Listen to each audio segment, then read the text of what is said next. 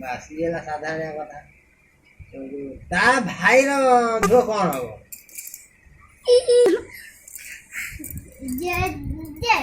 ତମ ପୁତୁରାର ଭାଇ କଣ ହେବେ କୁହ?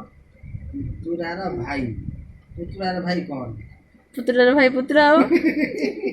ଏ କଣ ପୁତୁରାର ଭାଇ ପୁତୁରା।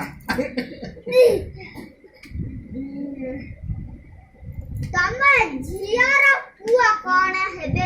ନାତି ହବ। ନାତି ହବ। ଭାଇର ପୁଅ କଣ ହେବେ କୁହ? ପୁତୁରା ହବ। ପୁତୁରା ହବ। ପୁଅର ଝିଅ କଣ ହେବେ କୁହ? ପୁଅର ଝିଅ କଣ ହେବେ? ଏଇ ତମ ଝିଅର ନାତୁଣୀ ହବ। ନାତୁଣୀ ହବ।